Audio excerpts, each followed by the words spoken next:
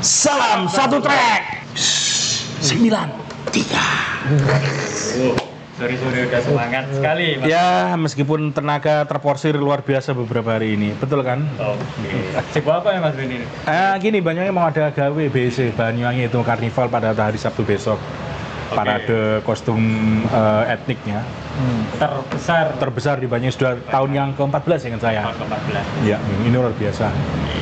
Ya, buat teman-teman besok jangan lupa saksikan Banyuwangi itu Karnival 2025 ya. Mulai Untuk jam- rutenya lewat mana Mas Beni rutenya besok? Kalau rutenya startnya pembukaan dari depan SD Kepatian, kemudian belok ke selatan lewat Belambangan berarti? Dari Belambangan? Gisibu bambu itu. Bambu. Kemudian Dr. Stomo, Oke. sana terus langsung finishnya di Pemkab. Sampai Pemkab. Iya, jadi masyarakat bisa lihat meramaikan yang ditunjukkan talent-talent berbakat ya, pakai kostum-kostum sebagai talent-talentnya banyak, ngelungkat ya temanya tahun ini ya. Banyak tema, ada 6 tema itu. Itu ada sunatan, mudun lemah, mitoni, lamaran, kemudian apa namanya, mitoni, sunatan, lamaran, ada 6. Jam berapa? Iya, ada berapa ya? mulai jam 1 besok startnya pembukaan di. Blokade berarti? Ya hampir tutup. Oh. Kalau kamu mau ke kota harus lewat pinggir lah sekarang gitu. Lewat sini? Karena jalannya. Lewat depan kantor sini berarti? Ya, Oke. Jalan Brawijaya depan Oh, kantor Brawijaya, kita. Nggak apa-apa sambil lihat kantor radar. Siap. Pokoknya buat masyarakat Banyuwangi besok jangan lupa diramaikan. Nah, kalau butuh berita raperni terkini seputar BC 2025 jangan lupa follow akun resmi dari Jampot Hotel Banyuwangi. Iya, Karena betul. kita nanti akan posting informasi terbaru seputar BC nanti lewat sana semuanya. Betul. Oke, langsung balik ke topik. Nah, ini produser turun gunung lagi. Bagi penonton yang masih asing dengan saya Lugas, produser juga di podcast Satu Track. Biasanya saya di belakang kamera, sekarang saya ikut di depan kamera bersama Mark Ben dan Bang Aco. Yes. Ya. Mark Ben, Bang Aco, apa kabar sore ini? Alhamdulillah baik. Cuma rasa dingin. Adem. Awalnya lagi di Hmm. Bang Aco. Lagi adem. Ini dingin-dingin gini, minggu ini dekat-dekat ada race week ya MotoGP ya? Iya, Oh ya, di Sasering, Jerman. Sering, Jerman. Iya. Oke, mungkin ke Mark Ben dulu. Mark Ya. Ben, di Sansering ini apa ya yang perlu diperhatikan nih? Di Sansering apa yang unik? Ya, sebenarnya di Sasering ini kan terkenalnya anti clockwise. Oke, Banyak jalur- ke kiri, jalur ya banyak ke kiri. Otomatis siapa tahu kalau clockwise kesukaannya seorang Marquez. Nah, di mana di sana ada 10 tikungan ke kiri. Bayangkan 10 tikungan ke kiri dan 3 ke kanan. ke kanan. Total Gitu. dapat 13. Total ada ya 13 tikungan. Nanti lapnya yang ditempuh kurang lebih sekitar 30 lap dan trek panjangnya cuma 700. Kalau kemarin di sirkuit yang kemarin mana sebelum ini di Asen itu hanya 457, ini 700 agak panjang. Lebarnya kurang lebih 12 meter dan panjang treknya 3,6 km. Gitu.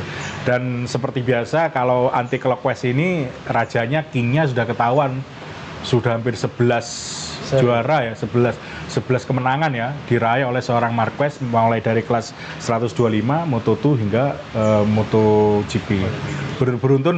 Hampir beruntun kalau di MotoGP hampir 8 kalian. 8 gitu. kali. Meskipun terpisah ada jeda yang waktu tahun 2021 Marquez itu menang bisa dikatakan dengan tangan satu dia menang karena baru sembuh dari cedera yang dialami di Jerez waktu itu. Mungkin itu, Bang Aco. ya untuk Sansering ya kita tahu sendiri ya. Betul kata Mark Ben itu. Itu memang daerah kekuasaannya Marquez. Tapi memang juara bertahan kemarin kan Peko ya. Peko juaranya, Marquez 2, Alex nomor 3. Tapi masih satelit. Ya, masih satelit. Ya. Nah, kalau untuk Sansering sendiri memang kan banyak fenomena ini sebenarnya. Pak. Ya. Banyak fenomena karena tipikal layoutnya Sansering kan dibilang banyak orang tuh air terjun. Ya, mengalir. Flowing Dan juga. itu memang nggak ada jeda buat ibaratnya ngalir terus ini. Ya, Nggak ada jeda ibaratnya untuk mengulur waktu atau mencari gap supaya ritme balapan itu supaya bisa maintain itu nggak ada. Soalnya ngalir kan, Bang. ya. Ngalir. Terus kalau dilihat dari tahun-tahun kemarin memang banyak sih kandidat-kandidat sebenarnya untuk tahun ini. Banyak, soalnya salah satunya kayak BCC Mr. Comeback ya. Mr. Comeback terus karena kayak si Alex Marquez sendiri juga walaupun nanti kemarin dia kabarnya belum bisa tampil tapi dilihat kan hari ini kan sudah latihan bebas ya. Ya. Nanti jam kurang lebih 15 menit lagi dari sekarang. 15 menit lagi itu sudah latihan bebas, nanti dilihat Alex Marquez juga salah satu kandidat karena dia juga pernah menang. Iya. Pernah menang di Moto2, terus Morbidelli kan sempat ya. Iya. Acosta juga sempat. Makanya Sansering sendiri sebenarnya memang sih kekuasaannya Marquez tapi bisa jadi juga banyak kejutan ini. Iya. Sebenarnya bukan kekuasaannya, tempat bermainnya Marquez ya. Main lelengan, tahu lelengan nih Mas ya? 11 lelengan itu ya. Itu. 11 kemenangan, Pak. 11 kemenangan apalagi sekarang Marquez lagi on fire lagi kan. Lagi on the top ya. Iya. On fire. Masih favorit ini, Marquez. Iya. Favorit sekali. Cuman memang selain Marquez ya banyak kejutan. Memang yang selain di MotoGP yaitu tadi kayak Morbidelli, Alex Marquez, Acosta itu kan sempat menang tapi di kelas terbawah. Moto2 dan Moto3. Kalau Pecco sendiri juara bertahan di MotoGP tahun kemarin. Makanya dilihat sebenarnya ya balapan kali ini nanti di Sansering kita lihat itu sebenarnya Pecco dan Marquez. Ya, karena kondisi yang lagi fit sekarang kedua pembalap itu, Alex kondisi baru operasi metacarpal ini yang tangan kiri telunjuk kiri, juga Morbidelli kemarin ya agak aneh juga ya, gitu ya. Kurang begitu greget lagi lah, angin-anginan. Oke, mungkin kita geser topik. Tadi pagi saya baca, ada yang menantang dominasi Marquez sepertinya. Ada info kalau di Gia diprediksi bisa menang juga. Kalau dari Bang Aco gimana prediksinya untuk di Gia ini? Itu klasik ya, dalam arti kenapa saya bilang klasik? Karena biasanya di Gia ini kan kalau kita ngambil urut terakhir itu biasanya dia kalau ada rumor mau didepak, kayak ada rumor mau diputus kontrak. Kan ini ada rumor katanya mau ada pemutusan salah satu pembalap VR Vertisik ya, Honda Morbidelli atau di Gia. Karena kan sempat kemarin dia ngerasa risih si Di Gia ini karena ada rumor si Acosta mau ditarik ke VR Vertisik. Biasanya sih Di Gia ini kalau ada rumor-rumor seperti itu dia biasanya langsung kayak energinya nambah. Bisa 120%. Makanya kenapa prediksi juga di Gia ini juga sempat mau bukan diduetkan, ibaratnya mau di fight ke Marquez. Karena itu tadi, karena ada energi tambahan gara-gara ya itu tadi dia mau dilepas. Iya. Karena kan kayak kemarin dia sempat waktu di Gresini ini dia mau didepak itu kan sempat juara 2 kali kalau nggak salah. Juara 3 di geblok ini sama Marquez. Ya, di Qatar menang kan. Di Gia itu kalau ingat saya di Qatar dia sempat juara 1. Di Qatar ya. Ya itu sih jadi kayak cambuk buat di Gia untuk momentum dia tetap jadi pilihan VR Vertisik di tahun depan. Saya kira mau nambahkan, jadi sebenarnya di Gia ini bisa dikatakan tanda kutip angin-anginan juga. Maksudnya angin-anginan gini, dulu ceritanya dia tampil bagus, bisa mendekati sampai P1, P2, P3 gitu. Ternyata ada masalah, mohon maaf, kepikiran hutang ya. Iya, kepikiran hutang. Ini dia bisa perform bagus. Nah, yang terjadi kalau yang sekarang ini sebenarnya sepakat sama yang disampaikan oleh Bang Aco, tapi sebenarnya antara poin di Gia sama Morbidelli hanya terpaut 3 poin di klasemen. Ya, di Gia sendiri sudah tahu dia pakai motor GP25. Sedangkan Morbidelli pakai motor GP24. Saya kira ini ya persaingan internal tim sangat kentara sekali. Makanya pastinya di Gia Morbidelli ini mau menunjukkan kayak kemarin di Gia bagus mengintip Pecco ya. Di saat seri sebelumnya Morbidelli yang sampai membuat Pecco menjadi P4. Jadi saya kira ini memang di Gia ini kayak ada sesuatu, dia itu kayak ada extra power 120% katanya. Bang tadi itu memang benar, saya akui itu. Jadi soalnya juga yang mendekati 3 pembalap teratas, Alex Marquez sama si Pecco, itu ya VR Vertisik, Gia dan Morbidelli. Makanya juga dia harus paling tidak jangan tertinggal jauh lah, biar persaingan kan tetap ada. Iya, bisa dikatakan kan Morbidelli sama DJ ini bergantian. Satu kemarin yang naik DJ, sebelumnya Morbidelli, sebelumnya DJ sampai ya ini namanya saya yakin itu kembali persaingan dalam satu tim terjadi karena beda motor dan beda, apalagi Morbidelli sudah jelas-jelas butuh panggung untuk Paling 2025 ini. Ngincar perunggu lah. Iya. Makanya kalau nanti di klasemen di sini karena Morbidelli di posisi 4 ya, kalau digeser ke Medici ya bisa-bisa habis sudah Morbidelli. Oke. Kira itu. Oke, kita kembali ke Sansering lagi, Iya. ke Marquez lagi. Marquez tadi Sansering ini jadi tempat mainnya Marquez. Iya. Iya. Otomatis menurut analisis Marquez gimana sih nanti untuk permainan dari Ducati Iya. sendiri di Sansering? Ya.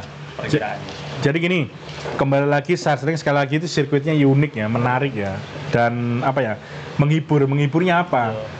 Tikungannya ke kiri toh, biasanya balapan itu kayak ini paling banyak ini ke kiri. Kemudian sirkuitnya tuh elevasinya naik turun. Jadi bener tadi memang mengalir flowing dan kesempatan itu harus fokusnya bener karena kejadian tahun kemarin waktu kualifikasi Marquez tuh sempat jatuh high side, tulang rusuknya itu retak. Jadi karena apa? Karena waktu itu tikungannya ke kiri, terus dia ngepush masih awal-awal mencari limit. Mas Salis ya. Itu akhirnya dia bannya karena posisi biasa itu bannya asimetris, yang digunakan yang kiri itu lebih tebal dibandingkan yang kanan. Jadi waktu kiri waktu di jalannya mau nurun itu Marquez tilkonnya ke kanan, bannya masih dingin, akhirnya dia high side. Sempat ini tapi ternyata di race dia bisa nyalip Alex Marquez sampai yang katanya sudah mau muntah itu di helmnya itu. Intinya Marquez itu sampai tanding. Saya kira Marquez tetap menjadi bukan kandidat ya, dominasi favoritnya saat ini karena itu tadi bukan hanya main beli mie nasi goreng, main leng-lengan itu loh, belajar jalannya di sana. Itu kemudian yang jelas ini nanti patut tadi hampir cedera, ibaratnya kemenangan tahun 2021 itu dia itu pertama kali merasakan menang setelah dia melakukan operasi. Ini itu belum operasi terakhir loh itu. Iya. Setelah itu baru dioperasi. Baru operasi lagi setelah yang keempat gitu. Iya. Jadi ini menunjukkan mental seorang Marquez itu nggak perlu diragukan lagi, dan saya yakin siapapun nanti yang ada di depan barisan front row ini saya kira akan menarik. Tapi ingat, kurang miripnya sama dengan Asen yang di depan dia bisa dikatakan bisa menang. Kesempatannya memang di jalan turunan yang mau belok kiri mau finish itu memang kesempatan sering diambil untuk mengambil racing lane untuk menyalip pembalap itu. Kan. Jadi ulasan dikit dari Marquez. Nah sekarang rekannya Marquez ke Pecco gimana? Kalau Pecco sendiri gimana untuk di situ Sansering? Apakah nanti bisa mencerit tinggal dengan Marquez ataukah mungkin ini sirkuit yang mungkin buat Pecco sulit untuk ditaklukkan? Gimana Bang? Dari layoutnya Sansering ini, kalau dari analisis saya itu gap antara pembalap 1, 2, 3 dan seterusnya itu kayaknya dikit-dikit ya, maksudnya nggak terlalu jauh. Karena itu tadi sirkuitnya pendek, ya kan, sirkuit pendek terus mengalir. Jadi hampir rata-rata kecepatan itu hampir sama kayaknya, hampir sama. Jadi maupun Ducati maupun pabrikan lain, karena itu tadi deket dan jarak top speednya juga nggak nyampe 1 kilo, 700. Iya, 700. Track Jadi kalaupun Marquez itu menang seandainya, itu gapnya nggak terlalu jauh. Itu menurut saya, analisis saya lah. Terus kalau untuk Pecco ini jadi titik balik lah untuk supaya tidak banyak alasan yang kemarin kan banyak rumornya si Pecco ini terlalu banyak alasan atau gimana lah. Seharusnya ini jadi titik baliknya Pecco karena kemarin mulai di Asen sama sebelum Asen Mugello itu kan sudah sirkuitnya si yang menang kan si Pecco dulu ini. 3 kali berturut-turut. Dan ini ternyata juga di Sansering dia menang. Tahun kemarin. Ibaratnya dia juga juara bertahan. Ya. 3 seri ini dia juara bertahan sebenarnya. Ya. Tapi diambil Marquez semua kan. Semoga-moga aja di Sansering ini jadi titik baliknya Pecco supaya kejuaraan ini biar tetap bersaing lah, biar tetap greget. Karena kalau Marquez lagi yang menang, itu tadi kan sempat ada juga, saya kemarin ada baca, kalau sempat gapnya Marquez dengan Pecco itu selisih sampai 300 poin, berarti Pecco itu betul-betul skillnya sudah beda jauh. Kalau dia di akhir kejuaraan kalender 2025 ini, dia gapnya sampai 300 poin, itu sudah kebacut lah bahasanya, kalau kita bilang itu kebacut Pak. Karena kalah telak Pak, kalau sampai 300 poin. Ini sudah 128 ya, gapnya. Dengan baru setengah musim. Ya. Kalau dikalikan 2 aja kan sudah dikalikan 2 aja sudah hampir 250 poin. Ya. Kali 2. Baru 10 seri, anggap aja baru 10 seri yang baru iya kan seri ke-11 seri ke berapa sekarang? 10. Seri ke-11. Seri ke-11, tapi yang sudah dapat poin kan 10 seri kan. Ya. Itu sudah 126 poin gap selisihnya Pecco sama Marquez. Kalau dikalikan 2 aja baru 20 balapan, masih ada 2. Makanya kalau gapnya di akhir dia sampai 300 poin, waduh. Sudah itu siap-siap iya, ya. Iya. Jadi itu juga jadi tolak ukur nantinya. Jadi tolak ukur karena dia pabrikan loh. Iya. Ya kan si Pecco sendiri juga pabrikan. Ya kurang lebihnya seperti itu. Makanya ini harus jadi titik baliknya Pecco untuk menunjukkan supaya gap itu jangan terlalu jauh lah. Karena sudah lumayan Pak, 4 balapan ini Pak. Iya. Pastinya gitu karena yang terjadi terpautnya tadi saya koreksi 126 ya Pak. Iya. Nah, jadi Pecco ini sempat di Asen tuh wadul meneng, sahabat meneng di timnya itu, motornya itu seperti ini. Akhirnya sudah dikasih solusi pokoknya seperti ini, oleh insinyurnya dikasih seperti ini. Tapi ternyata apa ya, ngotot masih ingin berubah terus. Cuman tanda kutip berubahnya ini yang berubah itu sebenarnya Ducatinya atau pembalapnya gitu loh. Nah, jadi saya ini ya bukan apa sih, karena melihatnya kembali lagi kita sering ngomong di podcast bahwasanya Pecco ini adalah pembalap pengembangnya Ducati gitu loh. Marquez baru tahun ini masuk ke Ducati di pabrikan, makanya sampai aneh ada mau Marquez Centers di Ducati pabrikan itu hayal semua itu, nggak ada ceritanya itu. Jadi Pecco ini ya kembali lagi mentalnya sebenarnya kena gitu. Makanya itu kan Pak, kemarin itu terbantahkan sebenarnya kemarin yang sebelum yang si BJJ nomor 2. Kan sebelumnya kan dikira si Alex Marquez itu backup si MM kan. Iya kan? Kenapa nggak disalip Marquez kan gitu? Apa jawabnya? Ya kan, ternyata si BCC sendiri itu sudah upper limit itu. Sudah ibaratnya ya dia juga sudah sangat senang sekali Pak. Iya kan? Betul. Makanya kemarin saya juga minta data telemetri lah, data telemetrinya si BJJ karena memang waktu balapan di mana kemarin terakhir di Asen yang nomor 2 ya. Itu kalau dilihat dari data telemetri Pak, itu sudah limit Pak, sudah maksimal. Karena memang sempat mendekati BCC akhirnya ya Marquez memang sekarang kembali lagi sirkuitnya sempit dan untuk mengembangkan itu ngambil dari sini ujungnya yang kebablasan akhirnya delosor. Iya, itu juga kan yang ngebantah rumor bahwa si Alex jadi tandem atau nge-backup enggak. Kalau Alex sih saya enggak gitu. Maksudnya kalau memang ada kesempatan buat nyalip ya salip aja kan gitu. Tapi resikonya nyalip. Memang lebih baik poin dia. Lagi sekarang Aprilia kan fokusnya sekarang bukan ke Martin. Iya, itu aja ibaratnya dia sudah kayak kekerasan nomor 1 Pak. Pasti itu. Iya kan, apalagi ngelihat progresnya BCC seperti itu. Betul. Mungkin itu. Oke, lanjut ke Grace ini. Iya. Oke. Di Grace ini ada saudaranya Marquez ya, ada Alex. Iya. Oke. Kondisi Alex untuk balapan besok apakah ikut Mas Ben? Jadi kemarin itu sebenarnya dokternya menyatakan oke, tapi kan dokternya itu dokter rumah sakit ya. Dokter MotoGP itu ada sendiri. Jadi kalau dokter MotoGP itu sudah ngasih kode oke, dia boleh turun gitu. Tapi sebenarnya dari timnya Griseni itu ngomong sendiri, Alex you intinya jangan maksa balapan dulu, karena habis balapan ini jangan poinnya lah, oke lah. Tapi jangan ngotot dulu, masih ada Bevno, nanti istirahat. Lebih baik maksimalkan cedera ini biar sembuh, benar-benar sembuh, biar maksimal. Tarung nanti waktu di Brno kan lebih maksimal. Kalau dipaksakan saya khawatirnya mohon maaf seperti Martin. Gitu. Akhirnya cedera lagi. Akhirnya cedera lagi. Sebenarnya bukan karena apa. Saya senang sebenarnya Alex itu bisa balapan, tapi kan kasihan ya. Tapi rekornya dia ya lumayan bagus di Moto2, dia tahun 2019 dia pernah juara dan tahun 2024 dia di posisi 3. Waktu itu disalib. Oh, sudah MotoGP berarti kan? MotoGP, jadi kemarin itu memang faktor ya tidak kita duga ya. Tapi namanya balapan apalagi level awal ya, akhirnya terjadi pedal rem itu memang di telemetrinya memang tertekan.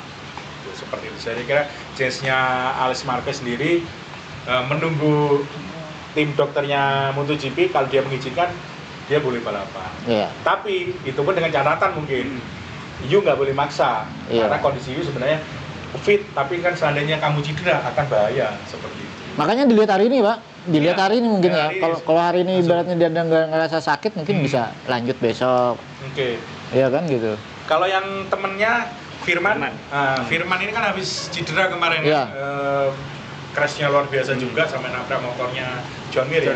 John Mir itu saya kira progresnya masih perlu pemulihan lah ya, karena seri-seri kemarin bagus bisa dapat P2 sama P3 ya di sprint sama di podium, double podium waktu itu saya juga senang. Tapi ternyata Firman kembali lagi balapan itu ya itulah ada faktor keberuntungan di sana. Iya. Nah, jadi saya kira Gracie ini dalam tanda kutip agak ini ya mungkin akan turun dari seri-seri sebelumnya karena dengan kondisi kedua pembalap kurang begitu prima gitu, Mas.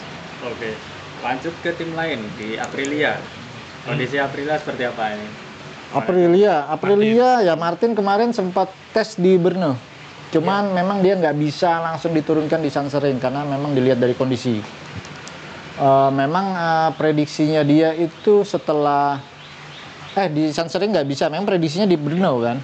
Dikasih kesempatan. Dikasih kesempatan, tapi dilihat lagi progres kesembuhan pasca dia cedera kemarin operasi. Kembali lagi, ya. buru-buru. Nggak buru-buru. Karena juga mungkin kalau menurut saya juga si Martin ini juga kalaupun dia memaksakan race itu seperti formalitas ya, Pak. Ya. Betul.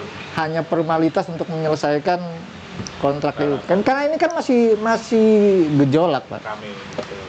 Jadi untuk update-nya Martin seperti itu kurang lebihnya. Kalau yang VR46 itu balapan antar tim aja sudah itu di Gia dan Morbidelli. Ya, untuk untuk 3 poin karena juga rumor yang tahun depan katanya salah satu dari mereka berdua itu ada yang tersisihkan. Ya. Jadi sebenarnya lagi rame tuh di VR46 itu lagi rame 2 pembalap itu karena ingin menunjukkan siapa yang bisa dapat karena harapannya memang perunggu sisanya. Ya. Sisanya memang perunggu. Betul.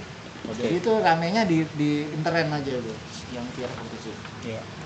Tapi akhirnya menarik juga Bang Anjo ya, karena tiba-tiba mengeluarkan statement seperti itu kan. Iya. Oh iya. Dan itu juga memang nanti akhirnya jadi acuan kan. Tapi gini, sebenarnya Martin itu harus mengucapkan terima kasih sih kepada seorang Mas Romola karena dia itu seorang direktur teknisnya yang memperjuangkan gimana pembalap itu bisa mendapat kesempatan tes pakai motor. Motor prototipe, kemarin kan sempat jadi perdebatan juga tidak mau ada beberapa tim KTM rame karena kok enak Marquez aja kemarin sudah kayak gitu. Kalau saya sebagai penggemar Marquez kok enak temen, tapi saya mikir loh ini kayak seperti ini. Akhirnya Martin juga sebenarnya harus ya ngertilah jenis ada Uyo makasih bos kamu sudah ngasih saya untuk memberikan. Kalau dia nggak ringan, beda loh antara motor itu prototipe sama motor. Jadi sebenarnya ini kesempatan diberikan istilahnya aturan baru untuk pembalap cedera ini saya kira bagus juga. Kembali lagi mengingat track recordnya Marquez kemarin nggak sempat dapat itu dan tahun ini yang merasakannya adalah seorang Martin. Jadi harus berterima kasih, bukan malah meninggalkan Aprilia. Ingat loh, ini perjuangannya luar biasa. Dan motor Aprilia sudah kelihatan di beberapa track kemarin menunjukkan potensi yang luar biasa. Seorang Bezzecchi Mr. Comeback, wah itu sekarang kayaknya ya kalau saya sebagai orang Aprilia sudah ada Bezzecchi ya. Sekarang semua update-nya atau apa gimana di ini. Ya itu tadi saya bilang Pak, kayak ngelihat menunggu Martin comeback di balapan itu kayaknya hanya formalitas jadinya Pak. Kalau dia maksa lagi saya khawatir. Saya khawatir yang Qatar lagi terjadi. Karena sudah kayak setengah 8 tulang rusuk loh yang patah dia. Bayangkan gitu loh. Jadi ini sebenarnya ya bukan saya Martin seperti enggak, tapi ya jangan dipaksakan lah kalau memang ini gitu. Karena kemarin waktu ikut baru turun dia ada di belakang nomor 22, 21, 22 gitu aja. 20 kepala 2 lah kemarin itu waktu di Qatar itu. Itu Bang Sugas. Kita langsung lanjut lagi ke tim Red Bull cabang MotoGP KTM. Bang Aco ya. Gimana Bang Anjo untuk tim KTM-nya? Ini kalau KTM sendiri ya khususnya di Akosta ya, kalau saya lihat. Karena Akosta juga kan pernah menang di Moto3 dan Moto2. Ya, pastinya. Ya kan? Dan juga dia pakai tim di KTM juga kan. Masih ya KTM, karena memang dari awal semenjak munculnya Akosta itu mulai dari awal KTM yang support sampai di MotoGP itu KTM. Jadi ibaratnya kalau disobek itu darahnya orange itu. Soalnya mulai dari awal Akosta itu memang KTM. Nah ini juga sih sebenarnya jadi apa ya, maksudnya pemerataan antara pabrikan dan satelit KTM. Kayaknya semua mesin yang ada di KTM itu RC16 ini rata Pak, sama memang sama rata. Nggak ada yang beda-beda kan, karena lihat aja dari finales sebelum itu kayak sudah jadi acuan Pak. Iya. Malahan si Akostanya yang angin-anginan sama Brad Binder sering jatuh. Terus apalagi Enea sudah nggak ada, kayak sudah bad mood, sudah melihat RC16 itu kayak nggak ada harapan. Ya KTM sendiri sebenarnya dari 4 pembalap itu sebenarnya hampir semua rata sama Pak. Iya. Tinggal pengalaman aja kan. Sebenarnya kan pengalaman yang sering menang kan Enea, Vinales dan Brad Binder. Si Acosta sendiri sebenarnya belum ada pernah menang di MotoGP. Cuman ya ini karena si Sansering ini juga salah satu track favorit, juga perlu diperhitungkan buat si Acosta untuk minggu ini ya. Iya. Oke, kita lanjut lagi ke Trackhouse. Ya. Untuk Trackhouse sendiri gimana performanya Mas Ben?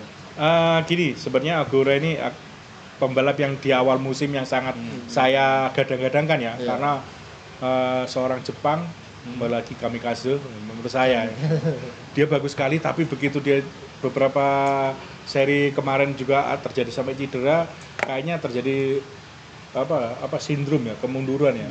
Gitu ya, kayak ini. Jadi mungkin dia benar-benar merasakan MotoGP ternyata beda sekali dengan Moto2. Jadi jangan beranggapan nanti orang dari Moto2 langsung ke MotoGP itu enak kalau nggak senekat seorang alien. Siapa lagi kalau Marquez. Jadi jadi Agura ini saya kepingin, kalau katakanlah ini seandainya kemarin nggak keputusannya Honda karena faktor ya, Ogura seandainya ke Honda saya kira bagus, ya menurut saya gitu loh. Cuman akhirnya David Brevio itu yang menemukan talentnya Ogura ini belum ya, pinter memang dia gitu. Nah, kembali lagi ke Ogura tadi, saya kira di Sesering ini dia pastinya balapannya bisa dikatakan berhati-hati. Karena cedera yang dialami kemarin dia di kakinya itu kan, ini terus sempat kapan itu. Jadi ini bisa dikatakan nggak maksimal gitu. Sedangkan teman satu timnya Raul Fernandez sebenarnya ya sama sih, habis cedera juga kemarin, sempat crash itu. Saya kira ya itu tadi, orang di MotoGP habis crash itu dia mikir satu, apalagi tim satelit Hondone ini kepiye gitu loh. Jadi ini menjadi dilema juga gitu. Jadi Marquez saja tahu sendiri waktu farewell-nya terbakar di Mandalika, di sebelumnya itu ngeluh itu ya, karena ya memang satu, Marquez gak digaji, pikir kasihan timnya, dia ganti suku cadangnya itu berapa euro efisiensi ya. Jadi memang perlu diperhitungkan juga kan? Iya, jadi yang terjadi ini ya dilema. Jadi Trackhouse kemarin saya bilang di awal-awal karena mungkin masih fresh ya, oke, tapi begitu banyak kecelakaan dan sebagainya, mungkin ya kembali lagi ujungnya kembali ke finansial. Akhirnya oke, yuk agak hati-hatilah, jangan maksain, yang penting kamu bisa finish, bisa masuk runtut 10 besar, kamu sudah bagus sebagai seorang roh. Itu tugas saya. Oke, beralih ke tim pabrikan Jepang yang belum kita bahas. Iya. Untuk tim pabrikan Jepang, Yamaha dan Honda gimana performanya, Mas? Oke, kalau saya melihat Honda ya, kenapa kok saya Honda dulu? Honda sebenarnya kayaknya mulai terpuruk ke bawah lagi. Dan sekarang Yamaha mulai bisa menunjukkan progres bagus meskipun faktor keberuntungan masih belum di pihak Yamaha. Kalau saya bicara Honda, sebenarnya Honda ini sudah melakukan upaya-upaya baik itu mechanical engineering, aerodinamika dan sebagainya itu dilakukan sama dengan Yamaha, tapi yang terjadi ini sebenarnya Honda ini kembali lagi belum menemukan setup dasar motor itu sendiri. Begitu ada sesuatu pembaruan, engine baru, otomatis perlu penyesuaian setupnya, elektroniknya juga. Setup larinya ke elektronik ke suspensi, RPM dan sebagainya, itu semua diatur. Jadi yang terjadi nih Honda ini sebenarnya gimana ya? Kemarin sempat juara ya kembali lagi karena faktor hujan. Ingat kalau hujan nggak perlu motor power besar, yang penting motor itu bisa lengket di aspal. Nah, kembali lagi ke Honda. Honda dengan beberapa orang insinyur baru dari Eropa yang digabungkan sana sebenarnya bagus. Yang diakui sekarang oleh seorang Mir, Honda itu di tikungan masuk tikungannya sudah bagus sebenarnya. Cuman top speednya dia itu masih belum maksimal, masih kalah bisa dikatakan 5-10 km katanya per jam dalam setiap ini itunya. Jadi saya kira ini PR besarnya Honda sebenarnya kembali lagi kayaknya harus seperti Yamaha yang saya sampaikan, harus fokus pada satu engine ini, setupnya ini elektroniknya kemudian ini gimana caranya. Meskipun Honda jelas pastinya itu gini, ke Ducati, ke jelas itu. Karena apa? Sekarang kiblatnya S-Duct dan sebagainya semuanya mirip Ducati semua gitu.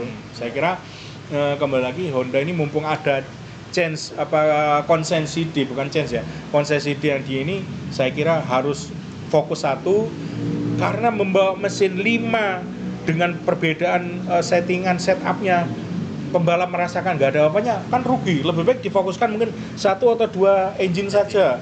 Itu antara Screamer atau Big Bang istilahnya mesinnya yang pembakarnya beda 90 sama 1. Saya kira itu kalau menurut saya Mas Lugas gitu. Monggo Bang Aceh mau tambahkan. Ya, kalau pabrikan Jepang ini apa ya? Kayak kalau dibilang mentok ya enggak juga, karena Honda. memang dia tetap Honda loh ininya besar. Iya, Batuk aja keluar uang Honda itu. berinovasi ya kan. Iya. Contohnya kayak Yamaha kemarin juga sempat nurunin V4. Iya. Sudah dites di Brno. Iya. Kalau untuk berharap di inline 4-nya juga ya sudah maksimalnya segitu. Iya. Makanya kan kemarin kayak podcast sebelumnya itu saya bilang udah kalau perlu fokus satu Iya, mesin. Itu aja sudah diutak-atik, itu aja sudah. 1 atau 2 lah. Iya, yang supaya jadi. fokusnya engineering nggak pecah. Jadi walaupun hasilnya, karena kan selama ini sudah mulai dari bangun dari awal sampai dibolak-balik ya, hasilnya masih belum sesuai ekspektasi kan. Iya. Makanya kalau menurut saya sih mendingan satu arah itu aja dikembangin. Iya, betul. Selagi sampai mungkin ya, karena kalaupun dia terpecah-pecah, sekarang musim itu tinggal 1 musim aja lagi.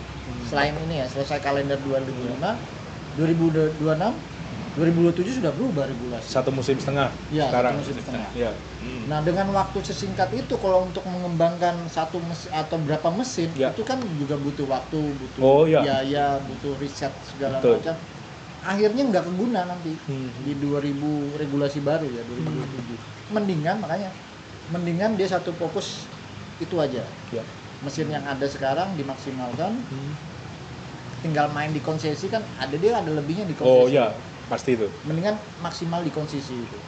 Kalau enggak itu di maksimal di konsesi ada tes bisa lebih 10 kali ya, kasih tes 10 kali, cari limit di situ. Ya. Sambil menunggu regulasi baru kalau saya. Karena daripada dia buang-buang waktu, buang-buang duit, eman kan nggak kepake di 2027-nya. Ya. Sudah babak belur, pas 2027-nya sudah nggak punya motor untuk riset ulang. Iya. Mendingan ya itu tadi. Kalau untuk pabrikan Jepang sih itu. Karena sekarang dibilang pasrah sih enggak juga, karena kayak Yamaha sendiri kan sempat pole position sudah 4 kali. Oh ya itu maksudnya ya itu. Kan jadi adalah secercah untuk bisa di depan itu sebenarnya ada. Temtek ya? Ya, temtek khususnya. Ya. Ya itu tadi. Banyak yang ekspansi sudah kan sebenarnya, kayak engineering insinyur dari Eropa sudah ke Jepang semua. Ya. Sudah dikerahkan semua, tapi hasilnya kan belum ada sebenarnya. Jadi mendingan satu itu aja kalau dari saya sih. Oke. Kalau saya mungkin mau nambahin Mas Tugas, jadi terkait dengan Yamaha ini, kembali lagi Yamaha ini ternyata kan ketemu bagusnya di temtek saja dan merebut pole posisinya seorang Quartararo itu di saat kan tracknya itu bersih, clear. Nggak ada motor di depan ataupun di belakang dia. Ada di belakang dia, di depan nggak ada. Jadi dalam artinya clear, jadi bisa melakukan liuk-liuknya itu dengan engine inline itu dia bagus. Tapi di race kembali lagi chatter yang dialami semua pabrikan. Durability. Kemudian sebenarnya Yamaha kan punya Pramac selama ini kan kurang begitu tersentuh, mohon maaf ya, tapi bukannya kita bukan, karena yang terjadi di Pramac ini gini kan, dari Ducati Iya. Pramac itu ke Bedol Yamaha Deso. Bedol Deso. Iya. Sedangkan dulu kitab kuning, sekarang kitab hijau. Iya, Gitu iya, ibaratnya. benar. Nah, yang terjadi meskipun Bedol Deso dan Ducati dari kitab kuning ke kitab hijau, akhirnya kan dia sekolah kayak mulai dari kelas 1 lagi. Makanya mohon maaf bukannya apa, Yamaha kemarin diajak Miller angin-anginan juga ya. Sempat ini sampai ngomong kalau oh gila Miller itu sampai seperti itu. Tapi ternyata kan nggak bisa maksimal untuk tanding. Jangankan Pramac, satu timnya aja Quartararo siapa Alex Rins ya, itu juga masih tidak sebagus Quartararo karena memang seorang Quartararo memang beda, seorang juara dunia yang memang masih ya ambil resikonya lebih besar lah.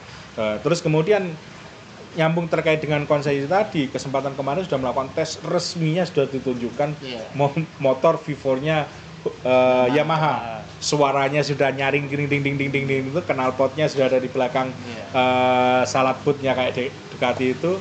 Walaupun yang terjadi kemarin kan sempat ngetes ada 5 motor itu. Andreas Vesose sama Raul Gonzalez ya. Raul Fernandez. Augusto Fernandez. Jadi waktu itu ada 5 motor dengan transponder yang masih dirahasiakan. 2 sama, 3 beda. Dan waktunya sempat ada bocoran itu terpaut 2 sampai 3 detik. Apakah yang 2 dan 3 detik ini yang V4-nya atau inline-nya? Itu nggak diungkap di publish karena itu tes private. Tapi yang jelas Yamaha dengan adanya motor V4 ini, saya kira kalau saya seperti yang dulu dengan Pitcock harus ambil keputusan. Kesempatannya itu. Karena kalau enggak ya seperti dikatakan ini tinggal seri ini tinggal 1 musim setengah. Tahun ini setengah, yang besok 2006 satu musim. Jadi Yamaha kembali lagi harus membuat sesuatu yang ekstrim, saya kira. Sama dengan Honda. Honda jangan membuat motor 5, tapi basicnya 2 motor itu aja sudah. Entah itu yang screamer atau big bang istilahnya pembakarannya itu maksimalkan buat setup dasar. Karena banyak mesin di setupnya berubah, akhirnya semuanya akhirnya sinyalnya ngeluh kan itu. Sama saya juga mikir kasihan, padahal saya juga dulu ya Marquez Honda kan itu, begitu Marquez ini ya mau nggak mau ngikut gitu. Karena Honda mohon maaf bisa dikatakan tanda kutip terlena. Kekurangan yang dimiliki Honda itu ditutupi oleh bakat alaminya seorang Marquez. Itu Mas Lukas dari saya. Ya tuh ada tambahan lagi Pak, tambahannya yang tim Pramac ya. Pramac itu kan SDM-nya juga terbatas. Ya. Dan dia juga difokuskan di Moto2 loh, Pramac itu. Ya. Karena di Moto2 itu kan dia mencari bakat buat yang naik ke MotoGP. Karena ada tim Yamaha yang ada di Moto2. Iya. Tapi kan basicnya dari V4 ke inline ya, yang satu itu juga salah satu faktor rumusnya nggak ada Pandu. Makanya dia harus belajar. Jadi makanya kan apa update yang ada di pabrikan itu yang diserahkan ke Pramac kan. Nah, SDM-nya juga terbatas, dia juga fokusnya ke Moto2. Karena memang pekerjaannya Pramac itu sebenarnya lebih berat. Lebih berat karena dia juga ada koneksi di Moto2. Setahu saya, karena memang itu project jangka panjang kan ya. Jadi nanti ada pembalap Rocky kan masuknya di Pramac dulu. Kalau memang potensial baru masuk ke pabrikan. Jadi rotasinya nanti seperti itu ke depan. Terbalik dengan Honda ya? Kalau Honda itu LCR-nya emang bisa mengalahkan pabrikan. Ini aneh gitu loh. Seorang Zarco itu bisa, kalau Somkat jangan kemarin meskipun dikasih poin 1 poin sama Pak RT. Itu kan memang proyeknya Asia Talent itu loh. Karena memang kasih lah Idemitsu itu memang harus pembalap Asia yang masuk di situ. Bukan nggak boleh sih. Tapi memang itu sudah proyeknya Idemitsu, jadi harus pembalap Honda Jepang ya Asia lah. Ya kembali lagi ke LCR tadi. Satelitnya Honda ini malah bagus tahun ini, lebih gacor dari pabrikan. Karena ya itu tadi, di pabrikan yang terjadi kayaknya apa yang tadi sudah bingung insinyurnya gitu loh. Meskipun ada petinggi-petinggi yang ditarik dari Eropa ke sana, tapi kan tidak ditarik langsung seperti membalik telapak tangan, butuh progres gitu ya gitu. Saya kira ini Honda sama Yamaha, terutama Honda ya, karena sudah kemarin kemenangan, meskipun Yamaha belum karena faktor lag aja belum, saya kira harus bisa mengiringi ya Aprilia, Ducati dan sebagainya. Kalau di tim pabrikan Ducati saya kira ya yang terjadi ya tahu sendirilah Marquez sangat mendominasi lah. Itu Mas Lukas. Oke, mungkin sedikit pertanyaan seputar strategi nih, jangan dibahas biasa sama Bang Salis.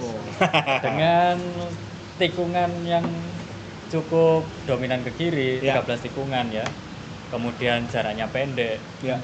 Kira-kira strategi seperti apa yang perlu dipakai pembalap atau tim Mas Ben untuk bisa menang lah istilahnya atau meraih poin? Ya.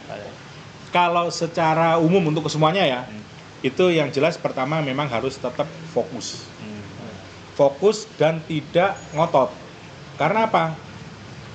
Karena tikungan 10 ke kiri paling banyak bannya itu yang paling panas kan kiri. Kanannya itu dingin. Jadi harus bisa apa ya? Ngikuti ritme, memanajemen juga itu. Nah, kalau kita bicara untuk seluruh pembalap gitu.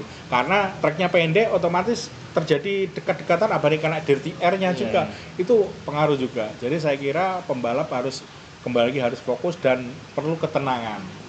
Tidak gerusa-gerusu, semua dimanapun ya memang nggak gerusa-gerusu, tapi namanya kalau lap-lap awal kebicaraan aku yang ngarep dia harus seperti itu. Tapi walaupun lap panjang sirkuitnya 3,6 tapi kenanya 30 lap ya Pak? Iya banyak. Sama aja kan, maksudnya tetap ya itu kan harus fokus durasi balapannya tetap 40 menit lebih kan? Fokus konsentrasi karena itu tadi balapan panjang juga gitu.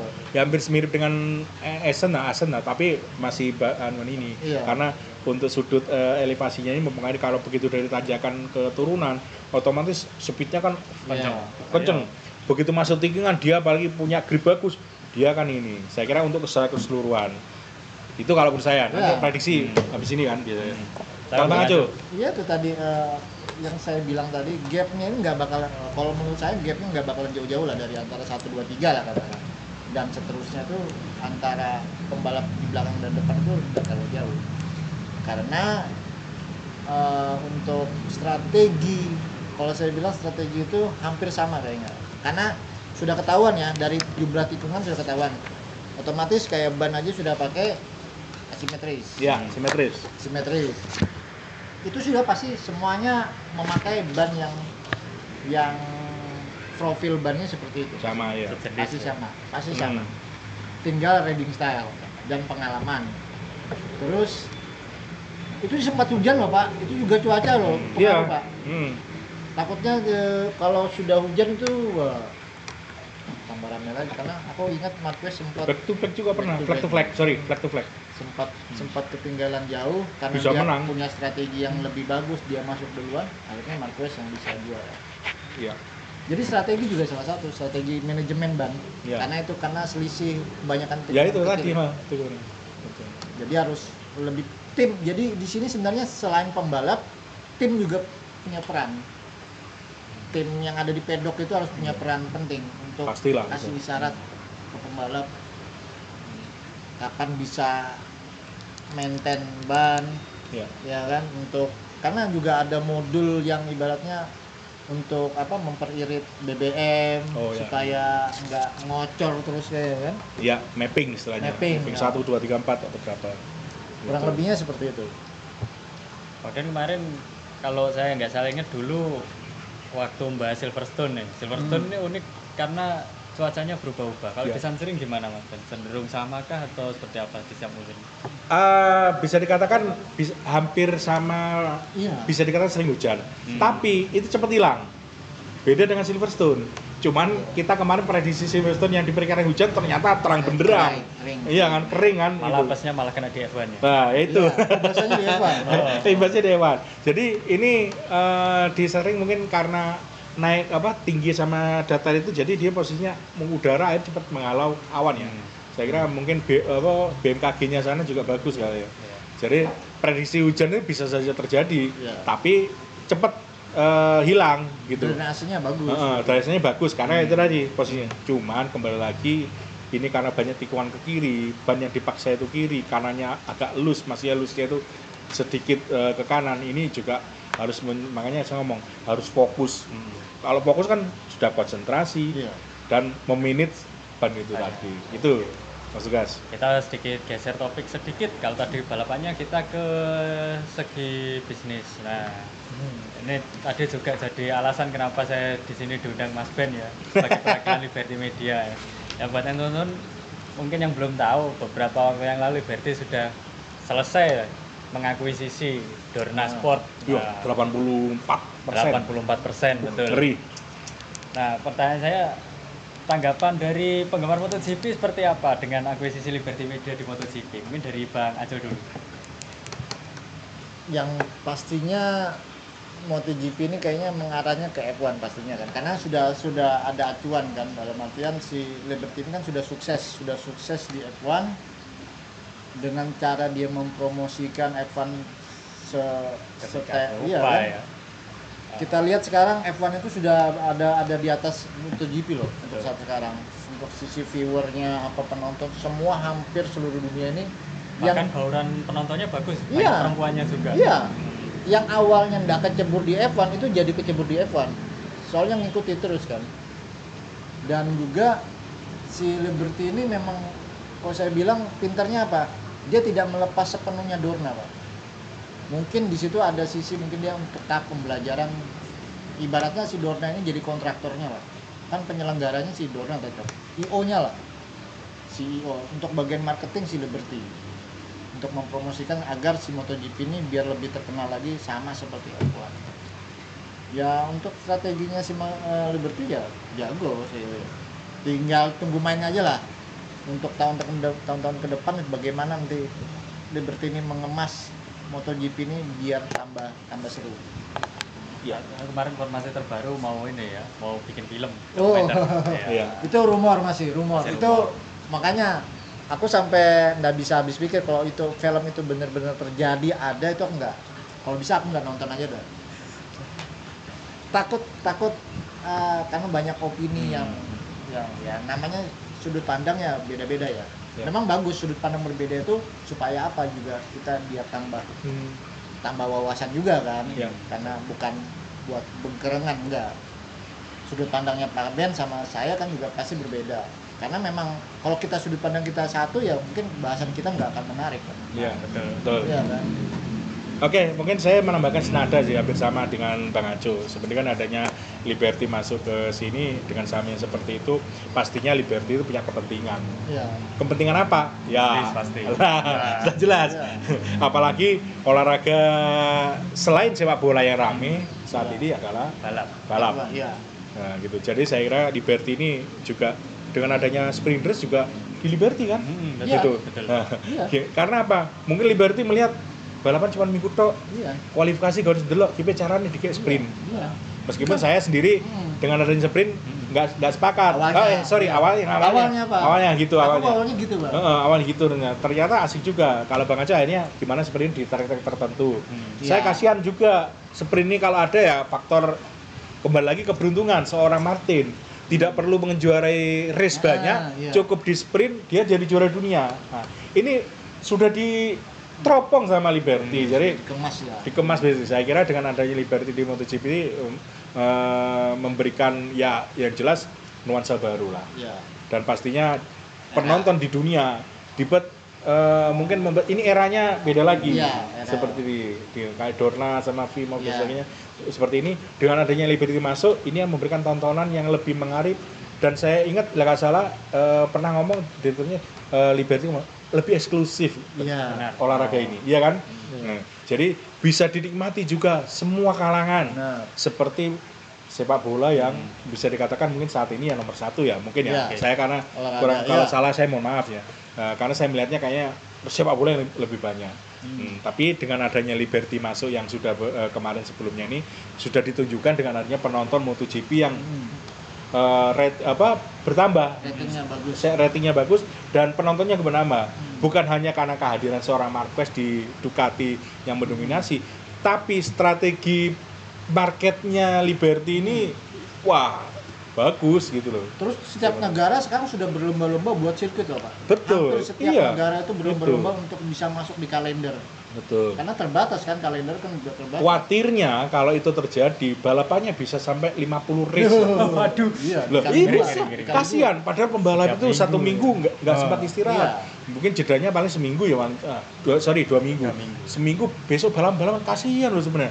Logistiknya oke, Iya. pembalap ini. Ya mudah-mudahan aja Iya. adanya Liberty ini reward buat tim balap juga ada tambahan Pak. Yang pasti kan sudah ada kelihatan, ada Iya. HD itu Bagus, sudah iya. mau dilombakan kan sudah. Ini Liberty Iya. selama ini nggak ada, makanya saya ngomong ini marketnya Liberty ini progresnya luar biasa Iya. ke depan. Tapi yang namanya dia sudah membuat gebrakan itu sudah dirasakan di MotoGP dan membuat sesuatu yang baru, bukan inovasi ya, sesuatu yang baru. Iya. Jadi kayak Harley kemarin Bang, Iya, yang Harley model masuk itu. tahun depan. Bisa saja mungkin ada 2027, lomba-lomba lagi 2027 ya. Liberty itu NASCAR. Sekarang. Iya, Iya bisa, kan? bisa dijadikan. Cuman batu. karena NASCAR di oval ya. Iya, di Nah, oval. ini bisa mungkin dibuat yang lain di bawahnya itu. Saya Yang kira positif itu wah, Harley itu Pak, Harley Davidson. dengan adanya Liberty yang 84% tadi itu, bisa dikatakan ada pembalap-pembalap nanti ya balapan lain lah. Saya yakin insya Allah, saya yakin itu ada balapan mobil lain ataupun motor lain. Itu aja Mas Guys. Kalau dari saya, pendapat Jangan-jangan saya. bisa ditambahin juga pembalap X-Raider yang dulunya pensiun Bisa. dimasukin Bisa. bisa. Balap untuk usia sekian ke atas. Iya. Rossi balapan lagi bisa. Iya, Iya kan? X-Raider lah. Nah, Iya kan? bisa. Itu Mas Guys. Oke.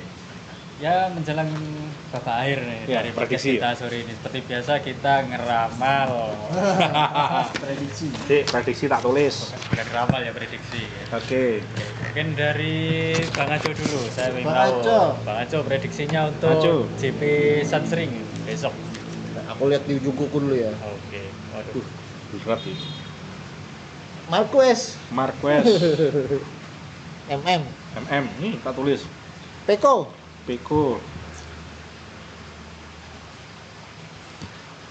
Digia. Digia. Oke. Oke, lanjut ke Mas Ben. Saya, Hmm. kalau saya karena tahu sendiri lah itu sirkuitnya Marquez, saya tetap akan kirim pesan khusus ke Marquez agar tetap fokus dan konsisten. Marquez. Oke. Nomor 2, meskipun posisi Peko nomor 2, saya melihat Aco Aco. ingin menunjukkan sesuatu biar ditarik oleh Ducati. Saya Aco nomor 2. Oke. Dan nomor 3 adalah Bagdaya. Aco. Gitu. Oke. Mungkin kalau dari saya mungkin Ducati Wantu ya. Waduh ya. Wantu. Jadi Marquez dengan Peko 1-2-nya. Peko, oke. Untuk 3-nya sebenarnya saya masih menjagokan Alex. Alex. Meskipun kondisinya mungkin masih Oh, kurang iya. sehat, tapi kalau lihat semangatnya sepertinya masih mungkin untuk dimasukkan. Iya. Yang penting, Alex ya. yang penting ACC dokter aja bisa Iya. lanjut Iya. balapan. Hmm. Selamat Betul. ya. Sip, saya catat. Hari ini juga masih berlangsung latihan dan ketemu minggu depan ya. Minggu depan Insya Allah sudah tidak ada banyak kegiatan, mungkin Oke. Bruce Alis bisa gabung Iya, lagi. gabung lagi. Kasihan Pak prosedur Iya. Produsernya. Produsernya kasihan. Sampai kelihatan. Oke. Oke, ya mungkin itu saja. Iya. Teman-teman penonton, terima kasih sudah menyaksikan ocehan kami sore hari ini. Mudah-mudahan tidak bosan juga. Iya, tidak bosan lihat wajah-wajah. Karena sekarang produsernya perwakilan Liberty juga didatangkan. Biasanya saya di belakang gitu. Kalau nggak saya nulis berita MotoGP biasanya di Radar Banyuwangi ya. Pastinya jangan lupa juga untuk baca tulisan saya di radarbanyuwangi.com. Jangan lupa like, comment, dan subscribe di YouTube-nya Radar Banyuwangi. Iya. Karena semua jenis informasi mulai dari motorsport ya, MotoGP termasuk F1 semuanya ada di sana. Nah, terakhir sebelum kita tutup kita salam satu track dulu. Salam satu track. 1 track. 9